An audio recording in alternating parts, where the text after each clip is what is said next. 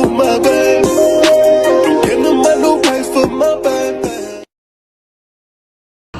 Assalamualaikum teman-teman, perkenalkan nama aku Siti Agustin dengan NPM 2023 1450 1128. Dengan aku Maya Febriani dengan NPM 2023 1450 1099. Kita dari kelompok 5 dengan mata kuliah ilmu kealaman dasar Dan dosen pengampu Ibu Mima Nijma SEMM. Kita ingin menjelaskan materi tentang pembentukan alam semesta dan sistem tata surya. Yuk kita simak videonya ya teman-teman.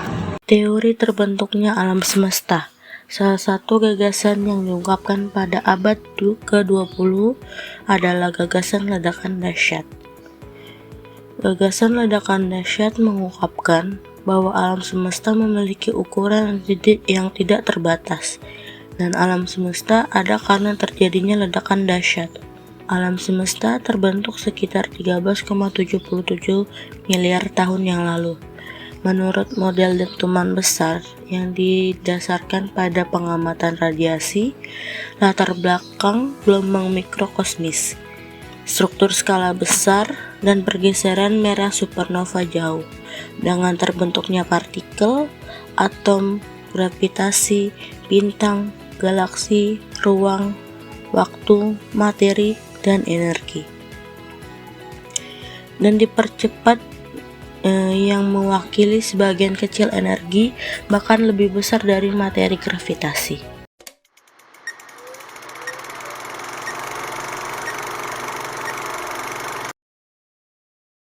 Sejarah terjadinya ledakan besar atau Big Bang. Ledakan besar atau Big Bang diyakini sebagai peristiwa yang menyebabkan terbentuknya alam semesta. Teori asal-usul alam semesta ini adalah salah satu hal ilmiah yang paling penting yang disebutkan dalam Al-Quran. Hingga 100 tahun yang lalu, diyakini bahwa alam semesta tidak memiliki pencipta dan selalu ada. Tetapi Albert Einstein, selama studi persamaan lapangannya, menantang keyakinan ini ketika dia mempresentasikan teori bahwa alam semesta adalah kekuatan yang mengembang tumbuh seperti balon. Pengenalan teori Big Bang ke muka umum. Meski teori Big Bang telah diterima oleh hampir seluruh astronom, saat ini, astronom pada tahun 1930-an memiliki kesulitan untuk menerima fakta bahwa alam semesta mengembang. Lemaitre mempublikasikan sebuah makalah pada tahun 1927 yang memberikan solusi menarik untuk persamaan relativitas umum terkait kasus alam semesta yang mengembang. Ringkasnya, Lemaitre menganggap alam semesta pada awalnya adalah partikel tunggal yang hancur dalam ledakan, sehingga menghasilkan ruang dan waktu, serta perluasan alam semesta yang berlanjut hingga hari ini. Proses terbentuknya galaksi. Seluruh alam semesta terkondensasi ke dalam singularitas atau titik dalam ruang waktu yang sangat kecil, dengan titik kepadatan dan panas yang tak terbatas, sejak 13,7 miliar tahun yang lalu. Namun, sebuah ledakan tiba-tiba terjadi, menggelembungkan alam semesta keluar lebih cepat dari kecepatan cahaya. Periode ini merupakan inflasi kosmik yang berlangsung selama sepersekian detik, sekitar 10-32 detik. Elektron bebas menyebabkan cahaya atau foton menyebar seperti sinar matahari dari tetesan air di awan. Namun, elektron bebas bertemu dengan nukleus dan menciptakan atom netral seiring waktu. Atom juga bisa bertemu dengan muatan listrik positif dan negatif yang sama, sehingga memungkinkan sinar cahaya muncul 300.000 tahun setelah Big Bang. Cahaya ini disebut sebagai afterglow.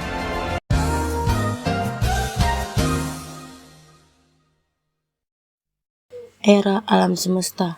Pertama, era primordial. Kedua, era Stelliferous. Ketiga, era degenerasi. 4, era lubang hitam.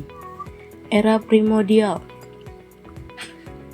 Dentuman besar dimulai sekitar 13,8 miliar tahun yang lalu, yang diawali dengan alam semesta yang seukuran titik padat, di mana energi yang menyusun seluruh kosmos terkumpul di dalam titik yang sangat padat, yang dikenal sebagai singularitas awal. Alam semesta mulai menggelembung dengan cepat. Yang pertama terbentuk adalah partikel subatom seperti quark, kemudian partikel yang lebih besar seperti proton dan neutron. Sekitar 3 menit kemudian, alam semesta mendingin hingga 1 miliar derajat Celcius antara masa rekombinasi dan perkembangan struktur non-linear pertama. Dan sup ini mulai membentuk atom hidrogen netral, dan seiring waktu di bawah pengaruh gravitasi ini bersama membentuk bintang yang menyala. Transisi ini dikenal sebagai fajar kosmik atau rionisasi kosmik. Pada pergeseran merah 5-20 bintang-bintang di alam semesta mulai terbentuk ratusan juta setelah dentuman besar di dalam subgalaksi dan menciptakan elemen berat pertama. Sistem yang sama ini atau mungkin juga kuasar mini menghasilkan radiasi UV yang mengionisasi IgM dan mungkin juga medan magnet signifikan pertama. Era Stelliferous. Bintang-bintang mulai bermunculan dan dikenal sebagai populasi 3 dan merupakan bintang hiperraksasa yang diyakini umum. Bintang-bintang ini menyebarkan elemen berat pertama, membuka jalan bagi pembentukan tata surya. Dan runtuhnya beberapa bintang pertama mungkin telah menumbuhkan lubang hitam supermasif yang terletak di jantung galaksi dan menjadi kekuatan yang spektakuler di kuasar. Setelah 1 miliar tahun beberapa galaksi terang dan kuasar sudah muncul yang menghasilkan cahaya intens. Tata surya kemudian terbentuk sekitar 4,56 miliar tahun yang lalu dari awan padat dan debu antar bintang. Hampir semua benda di tata surya terbentuk dari cakram akresi dengan kecepatan orbit yang sama dengan kecepatan kosmik pertama. Secara bertahap, matahari mulai terbentuk, disusul oleh planet, meteorit, komet, dan asteroid. Era degenerasi. Sekitar 1000 triliun tahun dari sekarang, alam semesta akan memasuki era degenerasi. Struktur berskala besar di alam semesta berhenti tumbuh. Struktur terikat individu seperti galaksi dan gugus galaksi pada akhirnya akan bergabung membentuk satu galaksi elips raksasa. Bintang akan terbakar menjadi sekam degenerasi yang tidak dapat lagi mendukung reaksi pembakaran hidrogen, dan akan ada sebagai katai putih, katai merah, katai coklat, atau bintang neutron. Beberapa bintang masif akan runtuh menjadi lubang hitam yang akan memakan peninggalan bintang lainnya. Interaksi gravitasi akan mengeluarkan sebagian besar bintang ke ruang antar galaksi. Era lubang hitam. Berikutnya, alam semesta akan maju ke era lubang hitam. Sekitar 10.100 tahun dari sekarang, pada saat itu, lubang hitam akan memakan entitas yang tersisa di alam semesta dan secara bertahap akan membocorkan radiasi itu sendiri, dikenal sebagai radiasi Hawking, yang pada dasarnya menguap triliunan tahun. Tata surya. Tata surya sendiri adalah sekumpulan benda langit yang terdiri atas sebuah bintang yang disebut matahari dan semua objek yang terikat oleh gaya gravitasinya. Objek-objek tersebut termasuk 8 buah planet yang sudah diketahui dengan orbit berbentuk elips, 5 planet kerdil atau katai, 290 satelit alami yang telah diidentifikasi, dan jutaan benda langit seperti meteor, asteroid, komet, dan lainnya. Berdasarkan jaraknya dari matahari, ke-8 planet tata surya ialah Merkurius 57,9 juta kilometer, Venus 108 juta kilometer, Bumi 150 juta kilometer, Mars 228 juta kilometer, Jupiter 779 juta kilometer, Saturnus 1430 juta kilometer, Uranus 2880 juta kilometer, dan Neptunus 4.500 juta kilometer. Keempat planet terdalam yaitu Merkurius, Venus, Bumi, dan Mars. adalah planet kebumian yang terdiri atas batuan dan logam. Sementara itu, keempat planet terluar adalah planet raksasa yang jauh lebih besar dari planet kebumian. Dua planet terbesar yaitu Jupiter dan Saturnus adalah planet raksasa gas yang sebagian besar terdiri atas hidrogen dan helium. Dua planet lainnya, Uranus dan Neptunus adalah planet raksasa es yang terdiri atas senyawa dengan titik leleh lebih tinggi dari hidrogen dan helium. Disebut senyawa volatil seperti air, amonia, dan metana.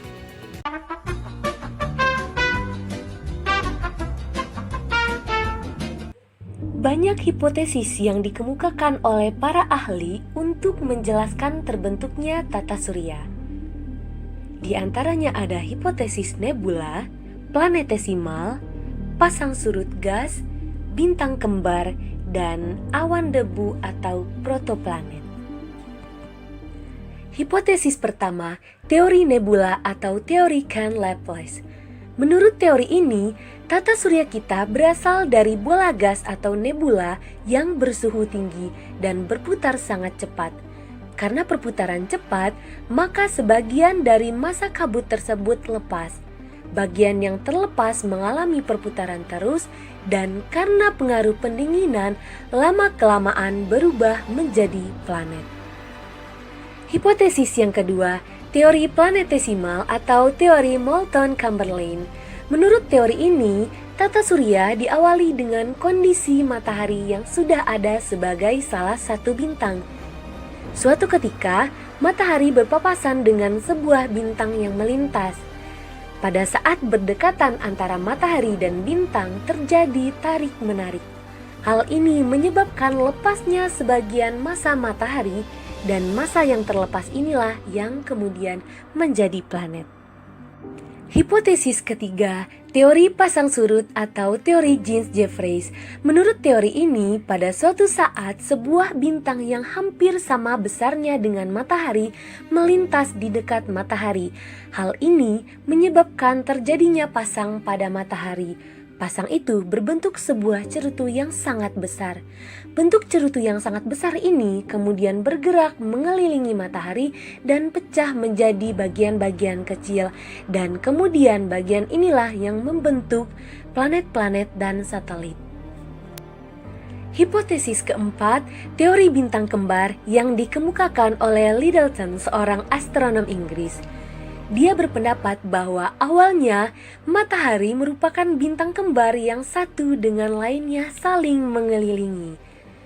Pada suatu masa, melintas bintang lainnya dan menabrak salah satu bintang kembar tersebut dan menghancurkannya menjadi bagian-bagian kecil. Bagian-bagian kecil tersebut berputar dan mendingin menjadi planet-planet dan mengelilingi bintang yang tidak hancur, yaitu matahari. Hipotesis terakhir, teori awan debu atau protoplanet. Menurut teori ini, tata surya berasal dari awan yang sangat luas yang terdiri atas debu dan gas hidrogen serta helium. Ketidakteraturan dalam awan tersebut menyebabkan terjadinya penyusutan karena gaya tarik-menarik dan gerakan berputar yang sangat cepat dan teratur. Sehingga terbentuklah piringan seperti cakram. Inti cakram yang menggembung menjadi matahari, sedangkan bagian pinggirnya berubah menjadi planet-planet.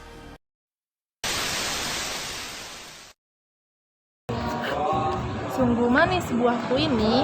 Buah dimakan dengan cepat.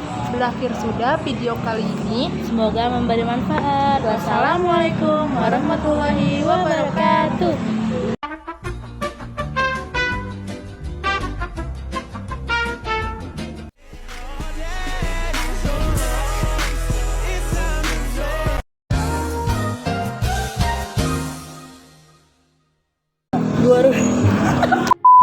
Teman-teman, perkenalkan halaman dasar dan